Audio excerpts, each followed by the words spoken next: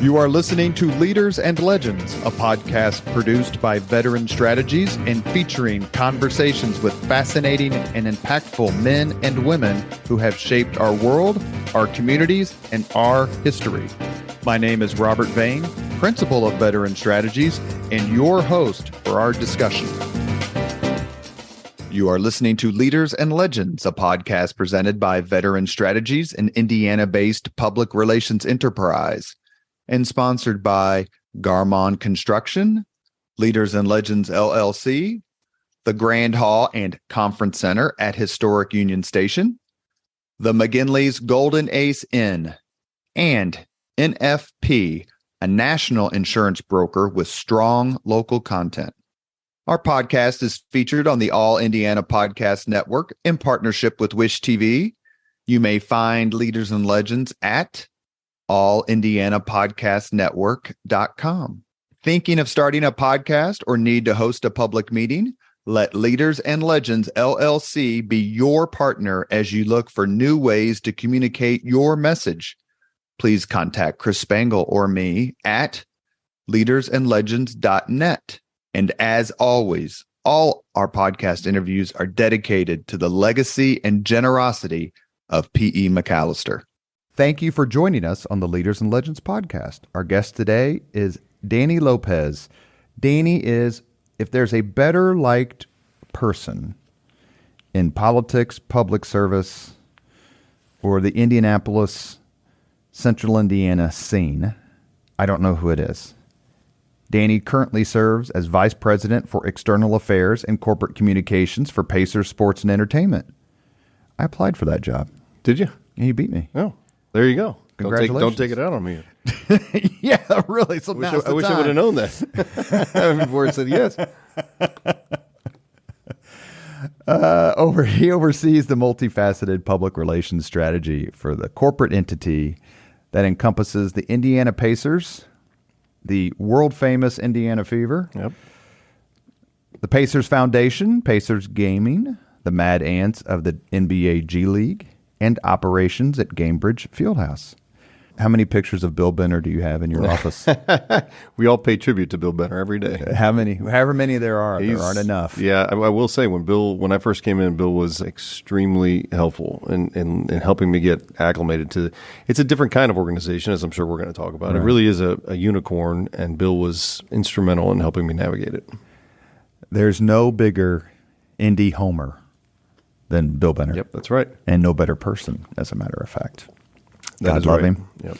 Danny is also a candidate for House District 39, which is in the northern part of central Indiana. Danny, thank you so much for coming on the podcast. Yeah, thank you. We started emailing about this years ago. Way back when, yeah. You're busy. I am. It's a busy time. It's a fun time. A lot going on. It's a busy time. You mentioned the fever. The fever have us busy. It's a lot of fun to be in the middle of this whirlwind, but it seems like going back to, Robert, really the in-season tournament last year, so last December, and then we had All-Star and, of course, the Caitlin Mania and the fever and the whole thing. It seems like we've been in the center of the sports world for the better part of a year, and it's pretty cool. It's great to see Indianapolis continue to get mentioned, and it's just a neat feeling, and it keeps us busy, though, for sure. I want to talk about several things in the hour or so, maybe a little less that we have, because you are so busy. Let me start with, I want to definitely discuss your run for office because it's a unique time to put your name on the ballot, for lack of a better term. Also, definitely want to discuss the fever and the Pacers and that gig. Yeah. But here's what I want to do first. The title of the podcast is Leaders and Legends. You have worked for Governor Eric Holcomb, former podcast guest. Yep. You have worked for Governor Mitch Daniels, former podcast guest. You have worked for former Senator Dan Coates, who's the best. The best. Former podcast guest. You have worked for Jim Morris, who is, when I ask people who's your leader and or legend you admire most, it's either Mitch Daniels or Morris, usually Morris. So when I ask you that question, you'll have to choose someone else. You choose Eddie White. You have worked for so many. Now you work with Mel Raines, podcast guest, and Mr. Fusen, Rick Fusen, had just retired. He came on the podcast with his beautiful wife, Karen. What are you learning from all these leaders? Is it something that you take into consideration as you map out your career?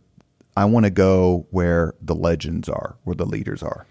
Yeah, it's an interesting question. I will say I've been really fortunate that each one of these steps has built onto the next one or led into the next one. It isn't so much things that I have really been searching out, and the catalyst for all of them, if I really trace them back, is getting to meet Eric early on. When I met Governor Holcomb, he was still working for Governor Daniels, was going to run the reelect, and it was just a busy time, and he was generous enough to take the time to connect with me. I was living in Bloomington at the time, and it was the time that I spent with him over the subsequent 8 years or whatever that really was the most formative, I think. I got spending time driving around this state with someone like Eric Holcomb, even before he was governor, is a PhD in Indiana political history. He just has such a breadth of knowledge, so many relationships, so many great stories, and I was able to absorb those as we drove around the state. And I've mentioned this story before, but we were driving through Ripley County on the way down to an event, he and I, and we drove by an little antique shop, and he said, on the way back, we're going to stop there because there's a guy that when we drove past here, he had a sign calling out Mitch and the Iraq, tying him back the Iraq War and all that kind of stuff. And Mitch demanded that we back the RV back, and he knocked on the guy's door and engaged him. And turns out they became really good friends, and we invited him out to the inaugural and all this kind of stuff. And he said, on the way back, we're gonna engage him. And so on the way back, we stopped, and the guy wasn't there, but he drove up in his pickup truck as we were peeking through the windows. And he and I and Eric had just a wonderful conversation. And it just showed that if you get out, you talk to people, you listen, you are pleasant and civil, a lot can get accomplished, and you can really have good relationships with people, with just about anybody, I think. And maybe that's a little bit of unfortunately, of a Pollyannish idea or a lost art. But the reality is I learned that from him. You have to treat people with respect. You got to treat people civilly. And if you do, you can get things done. I've said on TV or print, radio, wherever, that Governor Holcomb nobody knows the state better. And I asked him one time, I'm like, have you ever thought about putting like a restaurant guide? And he pulled his phone. He goes, they're all right here. Yeah. They're all right here. Yep. I don't know that anyone in the history of Indiana politics has traveled the state more than he has. It really is an incredible thing. And again, it's not just traveling for traveling's sake. It's a means to an end. He's got these deep relationships in 92 counties, and it's been really cool to watch. And again, I think unfortunately we're in an era where people automatically confuse this idea that you can treat people well and be civil, have friends on the other side, get along with people, with the idea that you don't stand for anything. And that's just not the case. I'm a very convicted person. I have a lot of convictions and a lot of beliefs on a lot of things, but I also am smart enough to know, like the people I've worked for that you named off, that there's a greater good to be served, that the state right now, the time that we're in, we have punched above our weight for a long time, but there are some big things that have to be done. And if we're going to do those things, it's going to require all of us working together. And that doesn't mean caving on principles, but it does certainly mean meeting people where they are, understanding people's perspectives, and working towards a common goal. Or I put it one time, reasonable is not treasonable. Yeah, that's a great way to put it.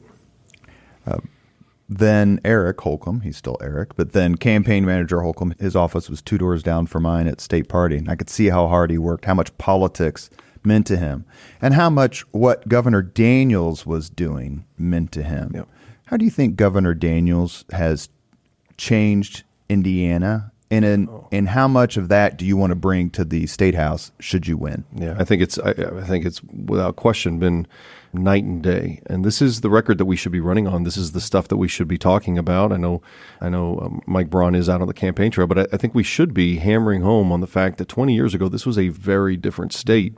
And the seriousness and the big ideas and the boldness that Governor Daniels and his team brought to the State House showed, I think, Hoosiers that you could think big in this state and you could punch above our weight, and we should be competing with states on the coast for talent and for economic development and for good policy. I don't think that we necessarily considered those things as within our grasp across the state prior to Mitch. I think he just brought this element that it was we could compete with any state. And I think we've carried that through subsequently. I think we've had really great governance in the State House for the better part of 20 years. I think now as Governor Holcomb gets ready to exit, if you think about where we are and where we were, it's night and day. And it's a record that we should all be very proud of. And by the way, I think here again, because things get sensationalized, because obviously the media is in the business of getting clicks and those types of things, sometimes the stories of bipartisanship in that era don't report it quite as much as they should.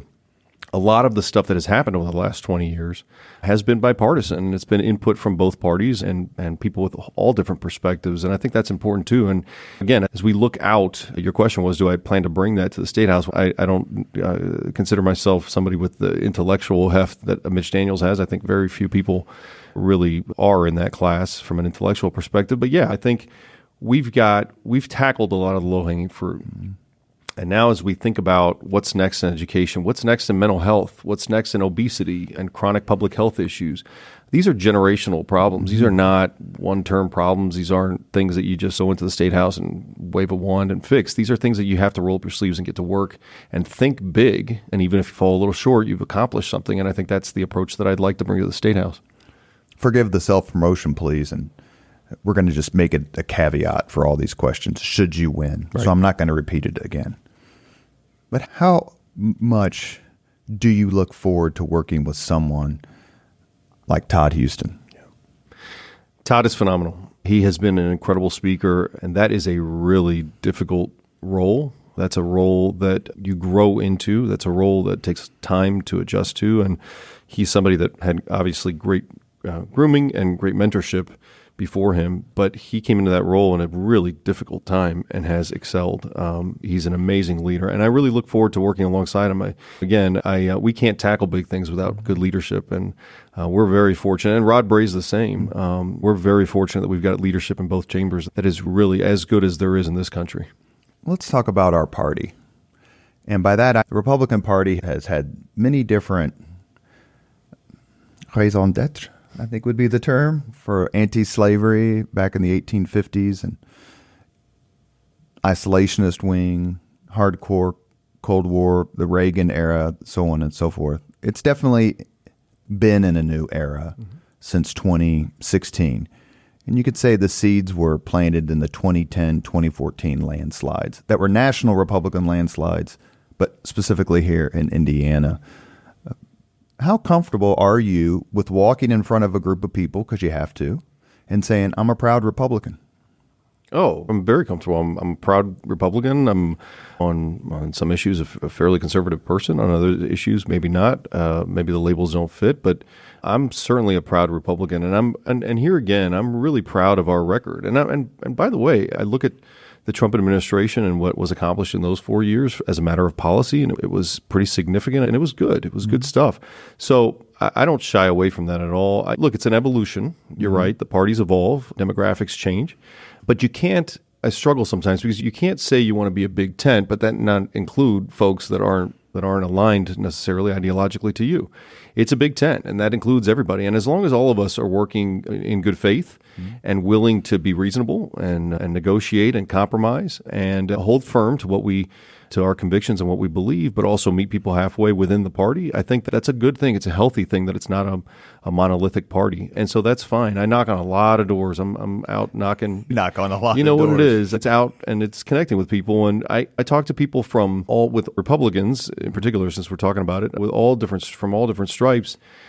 And Robert, the reality is that when you just engage people, it turns out we have a lot more in common. People are not sitting around thinking about a lot of the issues that we think about on a daily basis. I think that's one of the traps that you get caught in the State House or in government. When you're in government, you think that everybody's just sitting around thinking about you or thinking about the issues you're working on. They're not. They're figuring out how to get their kids to baseball practice. Their parents are getting older and they're figuring out how to take care of them. They've got kids with issues. They've got spouses with issues. They're dealing with health problems. People are not sitting around talking about the issues necessarily that you are in the State House or whatever. So when you start to engage people, they'll be listed as leans conservative or whatever. And you start talking to them and you go, hey, I agree with this person on a lot of things, and you'll have a great back and forth. And I'll go to the next house and it says leans liberal, and I'll have a conversation and I'll say, hey, you know what? I agree. That's a really good point here. Or they'll say, hey, that's a really good point. I hadn't thought about that. And again, I think it just goes back to that if you're willing to spend that time engaging people, we're not that far off. I think most people in the state care about the future of the state. They care about the future of their families and their communities, and they want to do good things. They want to feel good about things. I think that's the element that's missing that we've got to get back to, and it's unfortunate that we're not there on a national level. And it's, you could say that the two campaigns at the national level, presidential campaigns, have not facilitated this for sure. But I think most people want to be behind something. They want to get excited about candidates. They want to feel good about their vote. I think most people are exhausted about politics, and that exhaustion is really coming from the fact that they feel like they've got to vote against things or fight against things. And I think most people are just hungry to be behind something good that they can stand for. And to your point, walk into a room and go, hey, I'm with that guy and he's awesome. And he came to my door and he's fantastic. That's what that's the level I try to connect with people on when I go door to door, and it seems to be resonating. One more question on this topic, and then we'll move on because I want to ask you about some other leaders with whom you've worked. You're listening to the Leaders and Legends podcast. Our guest today is Danny Lopez. He's Vice President for External Affairs and Corporate Communications for Pacers Sports and Entertainment. He is also the Republican nominee for House District 39 in the 2024 general election. I like to say that to your point about Big Tent, and I describe myself as a Greg Ballard Republican, and there's 8 of us. It's not a cult. There's not that many. But he makes me very comfortable, Greg Ballard did, working for him, and he thinks the world of you, obviously. Oh, that's nice. Thank you. But do you find that it's tough within the party, as people have started to move away from it in terms of involvement, investment, and rhetoric? In other words, I'm for this kind of Republican, not this kind of Republican. Yeah. Again, I think where you feel that most is largely an inside baseball thing. Where you feel that most is at party events, or I can't stress this enough. When I'm out knocking on doors, or I'm at whatever at the ballpark and with my kid playing baseball, and I'm talking to other parents, and we'll talk politics or whatever, they're not calling people anything. They're talking about things that are important to them, that they're passionate about, that they wish government would do or not do or whatever. So I try really hard to not get hung up on in labels. Is it more difficult? It's certainly louder. You've heard people reference that politics has become personal. I think that's a real thing. I think it's become personal. Part of that is social media probably, but it's just become a sort of a nasty business that, was always elbows out, but now it's elbows out, and it feels a little personal. So I long for the day, and I want to be part of taking it back to where we're fighting, but we're fighting about issues, and we're collaborating, but we might be having a drink afterwards. And that's a good place to be in. That's part of what has made our system of government so unique and our country so unique over the last couple of hundred years. I think it's that focus on the things that are going to move us forward that stay front and center.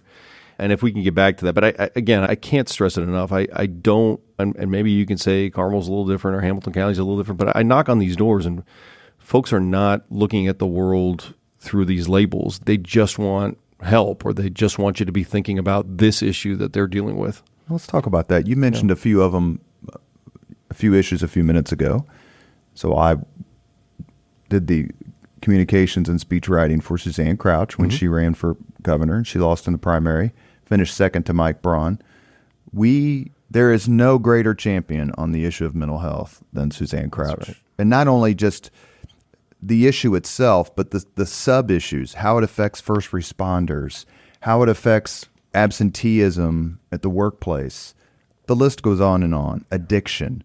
What are some of the issues you want to champion in the State House? You talk about first responders in particular and mental health issues. Talking to the fire guys, one of the questions I had for them is, what are some of the things that you're dealing with now that are different from past generations that fire guys were dealing or fire folks were dealing with in previous generations? And that's the number one thing, is how do you compartmentalize if you're a public safety officer, police officer, a fire officer, and you're coming in, you might be delivering CPR to a baby at 11 o'clock in the morning, and you got to be at your son's baseball game at 5 o'clock in the afternoon. And how do you survive? How do you work through that in a way that's healthy and in a way that is not destructive for you, for your family, and for your mental health? So I think we've got a long way to go on that front. I think mental health is something that we're going to continue to have to work on. And that's one component of it. You're a veteran. One of the things that I've really wanted to focus on is veterans issues. We're dealing with a very different kind of veteran now than we were 30, 40 years ago. A lot more women, a lot of young families, different sets of issues. And I love what we've done in Hamilton County. We've done problem-solving courts. We've done a veteran course. I think we can continue to expand that. I think that works really well. Integrating it with drug courts works extremely well. Dave Serto's Veterans Court here in Marion County, he phenomenal. does an amazing job. And those are the kinds of innovative approaches that I see the work at the legislature as very much on a lot of these issues as how do you take what's working when Chris Jensen is working on has a program where he pairs public safety officers with counselors or social workers and dogs and sends them out, therapy dogs, and sends them out to intervene and diverts as many people as they have out of Hamilton County Jail. Those innovative solutions that mayors are working on work. And I look at the job in the legislature as not to recreate everything that's going on or continually be trying to do more things. It's how do I take models like that and someone like Chris, more resources, more flexibility from regulation to be able to do cool things and deliver for his people. So those are a couple. Education is always going to be top of mind. I've worked in this space for quite a while. So looking at the continuum from pre-kindergarten all the way through higher ed, I think we talk against ourselves, we argue against ourselves on particularly on the higher ed side in terms of what success looks like. But the reality is learning has changed.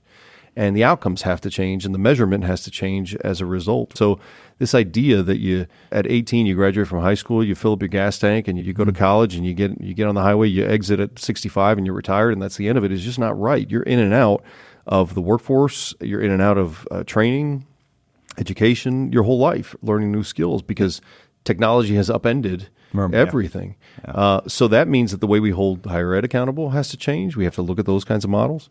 But what's really cool, I'll say this, what's really cool in the education space, I think, right now is that 2020 came and we all got a look behind the curtain to some degree, right? We saw what our kids were doing, and in many cases, it was great. People were happy. People loved their teachers. They loved the schools, and they saw great things. In some cases, not so much.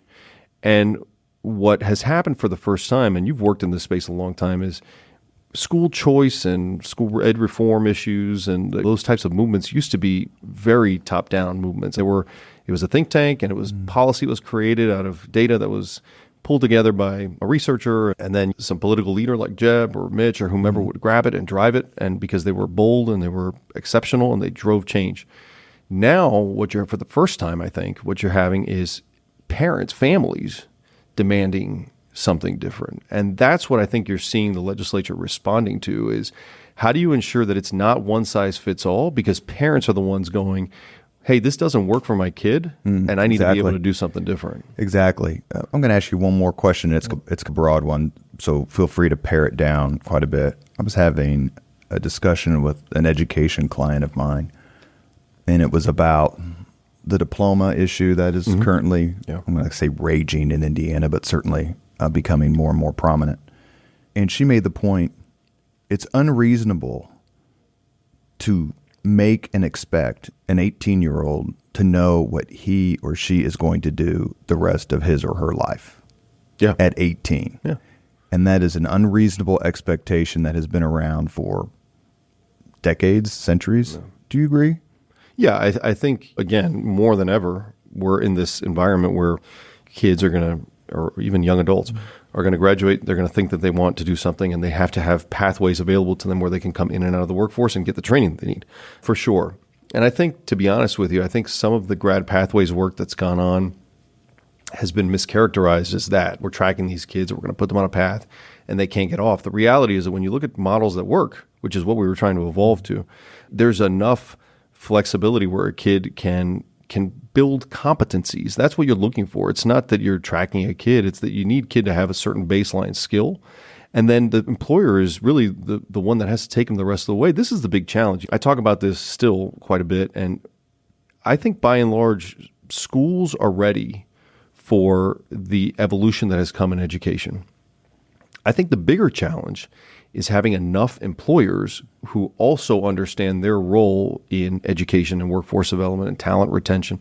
They just don't. Employers for a long time have seen they've basically taken kids off the school assembly line, and that's all it's been necessary. Now you're saying, well, no, kids need experiential learning or they need project-based learning on site. If my employer is not willing to take a 17-year-old and figure out how to manage them with some help, but figure out how to manage them, then that system breaks down. And by the way, I think there's a very practical, as a matter of policy, I think there's a very practical challenge that we have to work through, and that we have counties in Indiana where you just don't have enough employers to be able to deliver on that kind of a model. So you have to be innovative, and we have to be really thoughtful in the way we tinker with education. I do know that what we were doing for a long time wasn't working. The economy is more dynamic than it's ever been, and so we should be looking at how we get these kids the competencies, the skill sets they need to be adaptable, to find their way in an industry and then pivot out and be able to apply those skills so that those skills are transferable. Those are the things that we should be looking at. I think we've done a nice job in a bipartisan way, by the way, because I worked very well with my friends on the other side of the aisle when I was working for Governor Holcomb on this issue. It can be done bipartisan, and it has been done bipartisan, but we've moved our education system quite a bit in that direction and made some gains. Now, I will say on the other side, you can't tinker forever. And educators in particular, teachers in particular, need to know the rules of the game, and administrators do too. And we can't just say every session we're gonna redefine or reimagine education. It's important work that Chuck Goodrich and others have done for a long time. But at some point, you got to let the dust settle, see what we've got, and make it work, and work on implementation. Editorial comment: Chuck Goodrich should be the next congressperson from the 5th District here in Indiana. Editorial comment ended.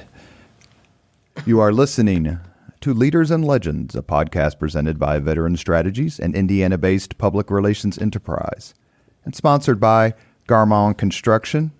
Speaking of great leaders. Yep, fantastic. Mr. Okeson. That's right. Leaders and Legends, LLC, the Grand Hall and Conference Center at Historic Union Station, and the McGinley's Golden Ace Inn. Our guest today is State House candidate and public relations pro. Okay. I'll take extraordinaire, Danny Lopez. Danny, is there a Hoosier leader and or legend you particularly admire?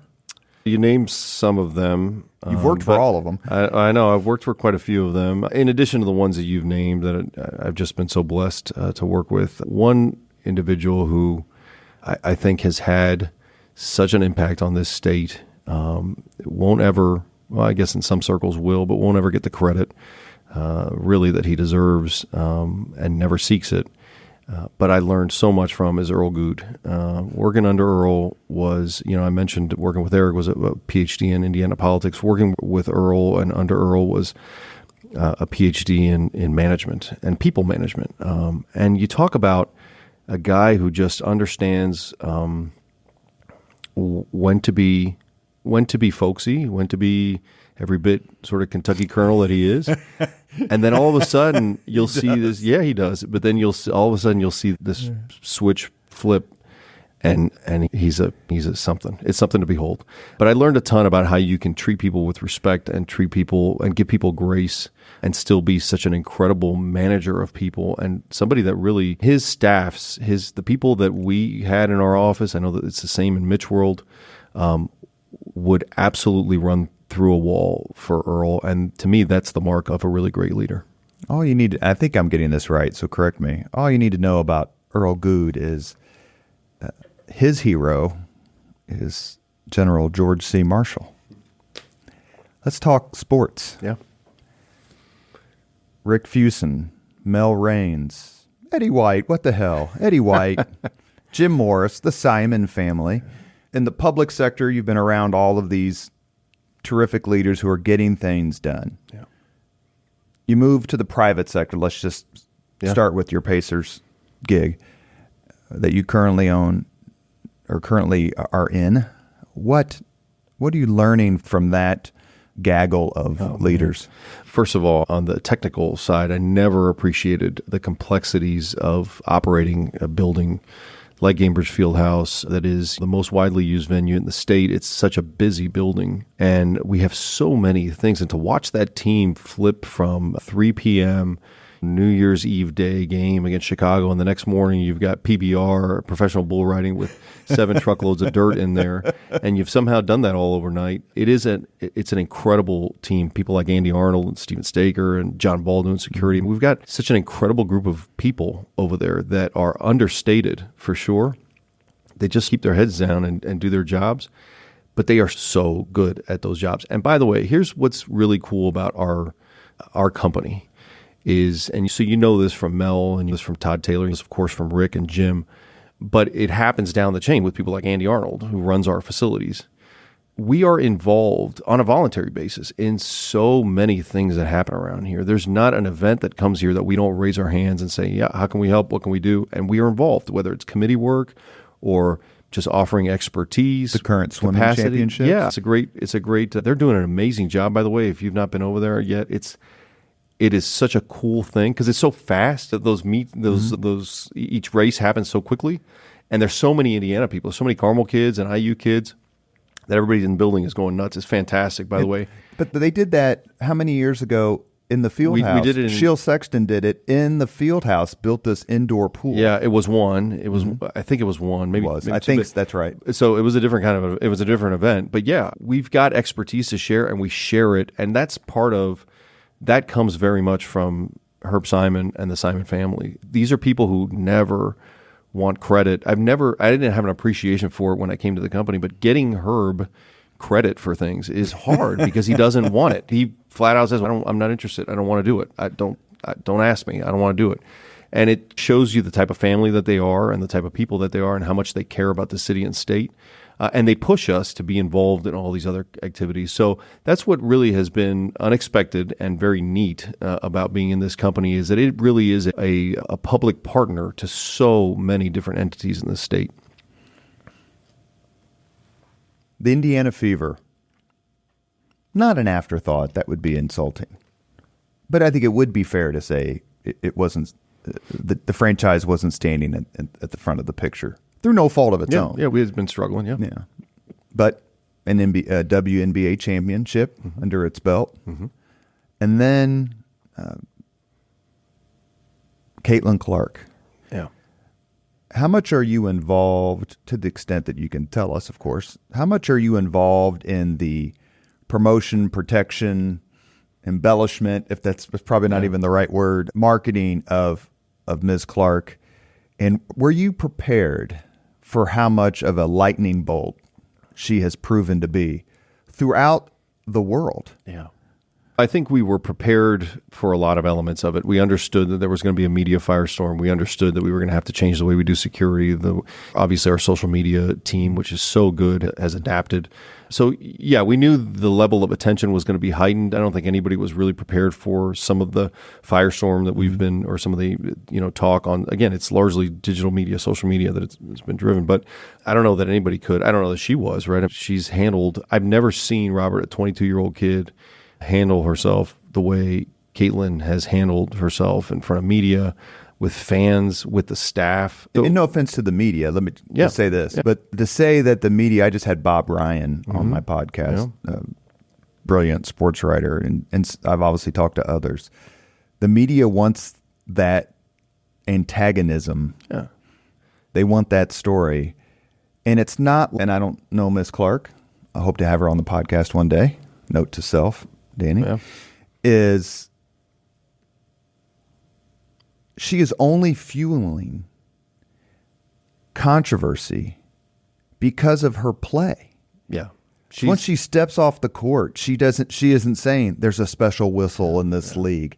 And that's what I find so compelling. Yeah. Did I say that correct? Yeah. What's great about her is that she is so focused on her job, being a professional athlete, being the best professional athlete she can be, bringing new fans to the game, growing the league. And she's done all that. And she is laser focused on that. And the rivalry, the drama, all that kind of stuff is good. I think it's good. It's bringing attention to the league. It's bringing some rivalry is good, right? I mean, that we had 16,000 fans, 16 plus last night or yesterday afternoon on Father's Day, on a Sunday, in there to watch the Chicago game. And it was because you've got a rivalry now and people were excited. And the game delivered. The game delivered. It was a playoff. It was an NBA playoff atmosphere in a WNBA game early in the season. It was incredible. And it's important to note, too, that it isn't just her. Obviously, she's unique and she's generational as a talent. We've been building this for several years. Nalissa Smith was the second pick in the draft and has really developed into a really great player. Aaliyah Boston was, I think it was the only time that I can remember, the unanimous pick for Rookie of the Year last year. A great player in her own right, and has really blossomed in this role as well. And they're all figuring out how to work with each other. Kelsey Mitchell's another one. Kelsey Mitchell was one of the top, 5 scorers in basketball in college. She's for career, she's an incredible scorer, a great shooter. So I think there's pieces there that have been put in place over time. Lynn Dunn, Christy Sides, they've been working on this, and it's going to take a little time. That front end of the schedule was just absolutely brutal. And I get it, right? They wanted to put her on national television in big games.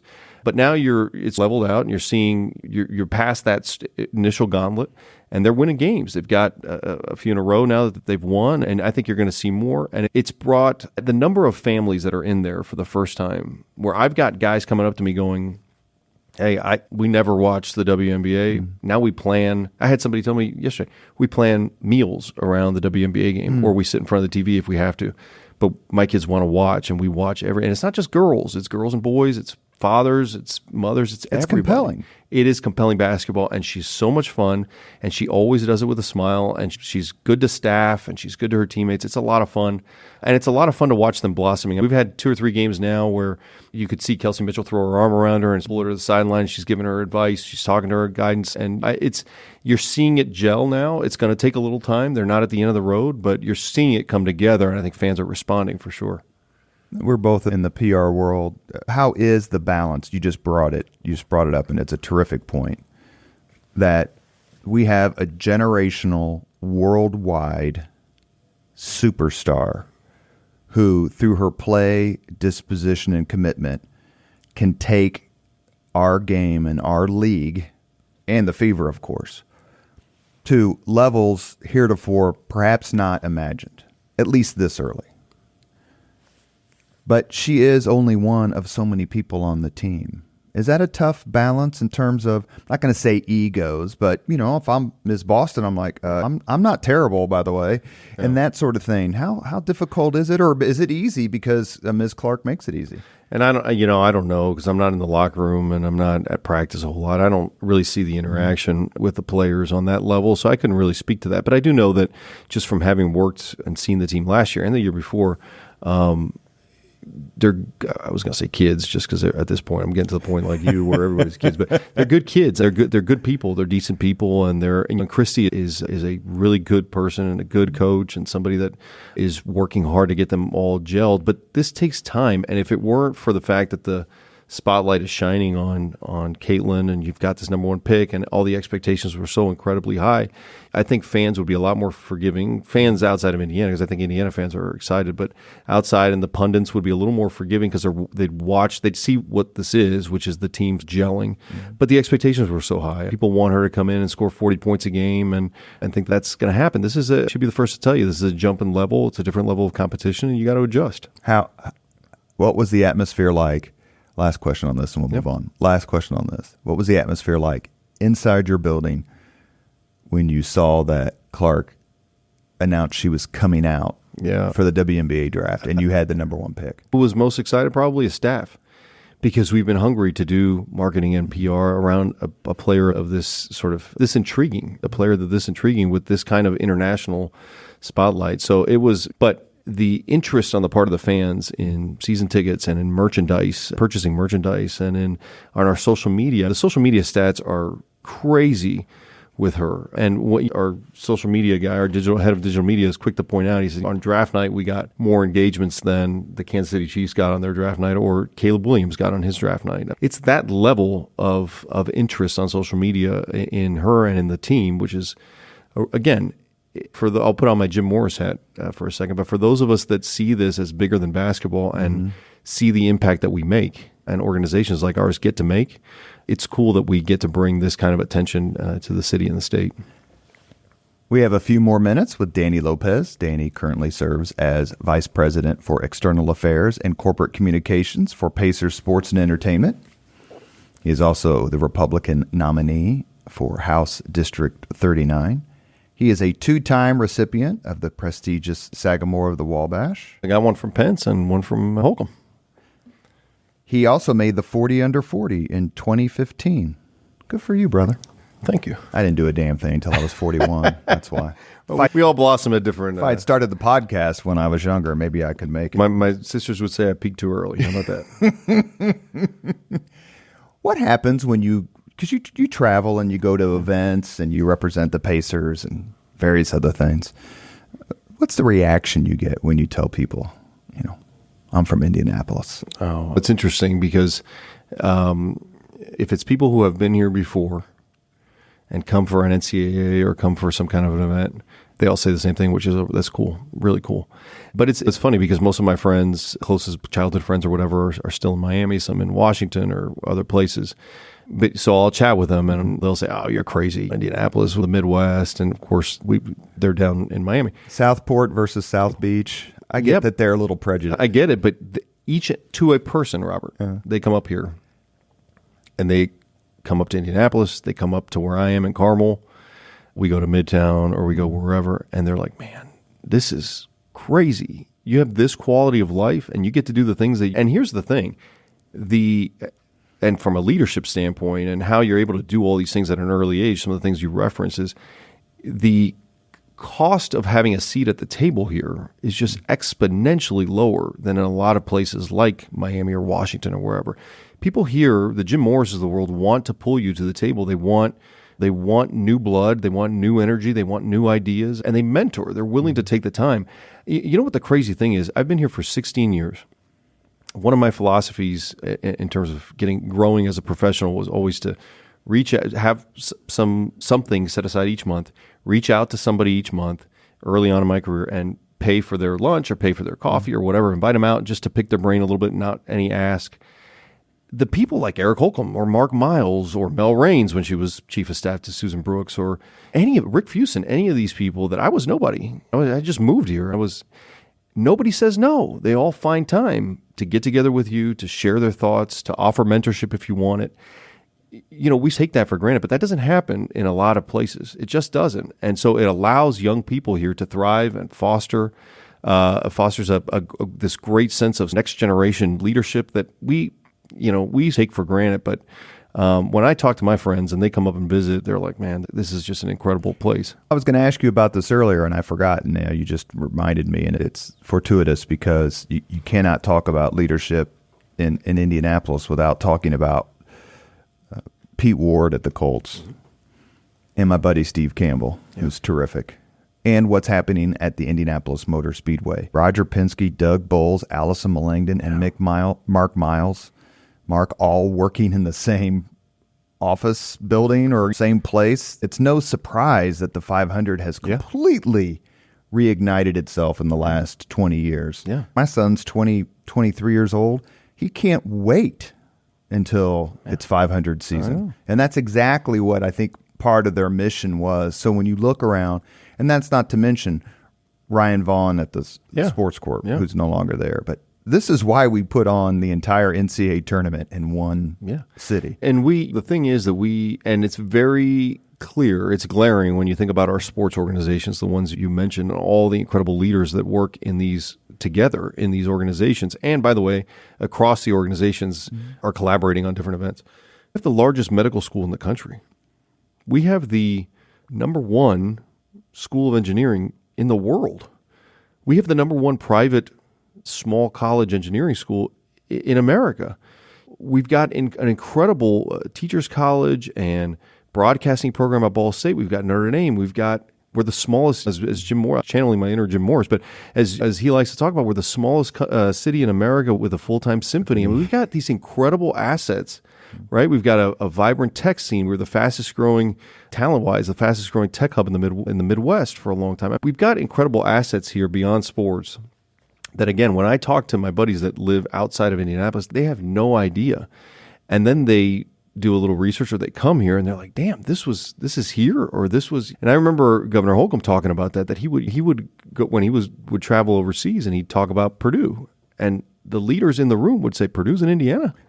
He'd say, "Yeah, Purdue's in Indiana." I got that in the Army one about Notre Dame football. And Mitch was the best college president in the country for a long time. We are continually punching above our weight. And so then to tie it, come full circle, when I was talking to my wife about why would I ever put myself out there in this environment and run for office and all this kind of stuff. It's because we have, in order to preserve this and build on this, we've got some big challenges up ahead and some real headwinds. And if we don't get more people, because there are a lot of people, more people in the State House that are willing to, in a thoughtful, civil, but bold way, work on these issues, then that advantage that we've created over the last 20 years slips away pretty quickly. It dissipates a lot more quickly than building it took. And I think the key point is, in absolute terms, we need to do more. And just keep doing what we're doing, but do more, as we all want to do better. But relatively, other cities are paying attention. Oh, yeah. Just like we pay attention to other cities. And they go, okay, why does Indianapolis Father's Day dinner with my kids, and we're talking about the swimming thing. Mm-hmm. And one of them said, why do they come here? And my line always is, because they've been here before. That's right. You're exactly right. You play golf? I do not. All right. Even you could hit this one down the middle of the fairway, because I don't play golf either. A lot of controversy. A lot of people complain, push back, debunk, or try to. The emphasis on sports as a driver of the economy, job creator.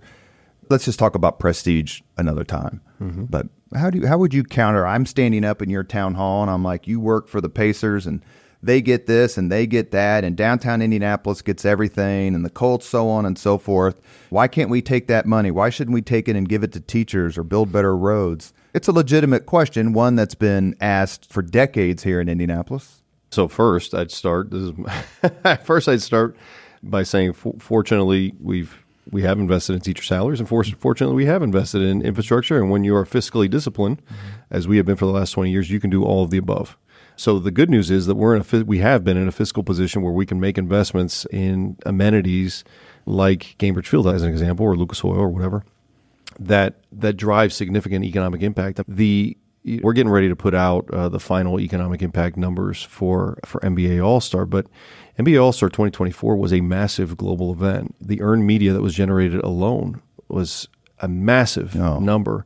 And the direct spend here, and it's not just the NBA or American Express or whatever coming in here and spending money. It's the what was generated for small local businesses that were here. I was talking to somebody at Sports Corp yesterday who was telling me that they were having a conversation as part of swimming with a local printer who was saying, we've only been able to, we gave bonuses for the first time after All-Star, and it's because of All-Star, because of the business that was generated. Look, I get it. There's a healthy debate to be had, and obviously fiscal discipline has to be paramount above everything, and so we have to look at these things with incredible scrutiny. But the reality is that investments in amenities that drive economic impact, like what we've built, not just in downtown Indianapolis, but in Hamilton County and in the Donuts and in other counties throughout the state, are really important because they're things that attract talent and keep talent here. They're amenities you have to have. They are direct economic drivers, right? So there's direct spend that happens because these events are here. There's heads and beds. There's all these kinds of things. And then there's the opportunity to tell the story of the city and the state to different audiences. And that's what we focused on with All-Star in particular, right? We knew the on-court stories were going to tell themselves. What we really wanted to do was focus on all of the other things. If we were going to have a global audience for 5 days, how do we talk about all of the amenities that we already referenced here in a different light and show people who might think this is flyover country all of the incredible things that have been built here over time? Those are opportunities you get only when you invest in these types of amenities. Couldn't have said it better myself. Perfect. You mentioned coming here, Indianapolis, from Miami. Where did your family live before Miami? So my grandparents and my parents came from Cuba in 1960, right after the Revolution. And my father lived on the east side of Miami-Dade County near the beach, and near the beach. And my mother lived in 5 apartments in 4 years and made their way around. And ultimately, my father became a CPA, went to college, became a CPA. My mother was a school librarian for 35 years and now is a children's author. And we lived the evolution of the exile community in Miami. I grew up in it's a Cold War town, right, where it was very much wrong versus U.S. versus Russia type thing. And it was always instilled in us by our parents that you gave back civically, that you were engaged. You didn't necessarily have to. My parents were not political. They were never on the ballot or anything like that. but they gave, and that was really important in my household, and we were always instilled with that. And that's the kind of thing that was fostered in Miami in the 70s and the 80s. It's changed a lot. It's become obviously one of the biggest global cities, but it was a great place to grow up, a fantastic place to grow up. So the prototypical American dream that's not a joke in the Lopez house. No, it is very much that, and we were very fortunate to have incredible opportunities that opened up. It's like my grandfather used to say, but for the revolution, we wouldn't be here, and this is the greatest country in the history of humanity, so we're very fortunate. We've reached the point in the Leaders and Legends podcast where we ask the same 5 questions of all of our guests. But you mentioned something I want to bring back just real quick, so you get question 1A. Okay. You talked about leaders with intellectual heft and getting things done. To me, that just describes Jake Oakman. Does it? Well, it does to me. Okay. Doesn't it to you? Jay, actually, I give him a lot of crap, but Jake Oakman is one of the brightest. Here's your chance to talk about his effect on your life and career. I'm not going to give him that much credit because I got to go see him here probably in a little bit today. He's such a funny guy, and he's always joking around, and so people I think he's just a funny guy. He is one of the brightest political minds in Indiana. He's a really good guy. And maybe the world's foremost expert on James Bond. And also, he's a fellow connoisseur of lavish Broadway musicals. So there you go. That's what I have in common with Jake Oakman. Not a better man walks this city. Yeah, he's a good person. All right, here are the 5 questions. Number 1, what was your first job? Bagging groceries at Winn-Dixie in Miami. Winn-Dixie. Yeah, it was something. Number 2, what was your first concert? My first concert, I think, like by myself, where I bought the ticket and went? Yes. Yeah, I think my first concert may have been Kiss in the Psycho Circus tour, I think. Not bad. Yeah, it was pretty good. Number 3, if you could suggest any book for someone to read, which book would you recommend? Great Expectations. I think it has incredible lessons for us today, and also Dickens was an incredible writer, and if you're just a fan of the written word and the flow and the beauty of the written word and the language, nothing better. Number 4, that's the first time we've had that as a response. Number 4, if you could witness any event in history, be there in person as it happens, which event would you choose? Man.